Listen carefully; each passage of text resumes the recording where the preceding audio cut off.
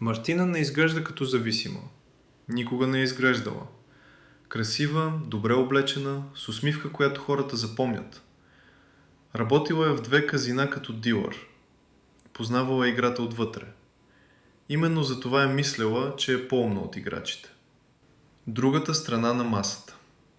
На 24-ти Мартина започва работа в казино в центъра на София. Вижда хора да губят апартаменти за часове. Вижда мъже да плачат над маса за рулетка. Избраха сами, мисли си. Но вижда и победителите. Онова чувство. Тя иска да го усети. На 26 залага за първи път. Само в различно казино. Да не я познават. 50 лева. Печели 400. Вечерята е за нейна сметка. Двойният живот. 2 години. Денем дилър, нощем играч. Познава системата. Брои карти. Следи статистики. Само едно не разбира.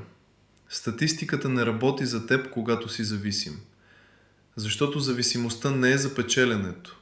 Тя е за самото играене. Кокаинът. В казиното се среща с Никола.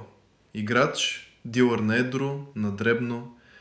Кокаинът и хазартът се оказват перфектна двойка.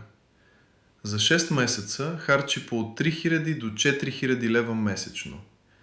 Продава бижута, взима назаем, продава колата на майка си без нейно знание. Майката разбира, когато отиват на пазар и колата я няма. Дъното. 32-ри рожден ден.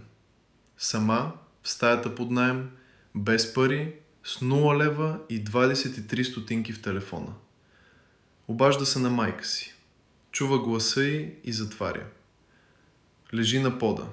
Буквално на пода. И за първи път не иска да играе. Иска просто да не се чувства така. Лежах на пода на 32-я рожден ден и осъзнах, че нямам нито един приятел, на когото мога да се обадя. Не защото нямаше хора, защото бях изиграла и тях. Пътят обратно. 3 месеца програма. Обажда се на майка си. Разговорът трае 4 минути и половина и двете плачат. После 40 минути. Днес е на 35. Скучна работа, фантастично стабилна. Смее се. 26 месеца трезвеност.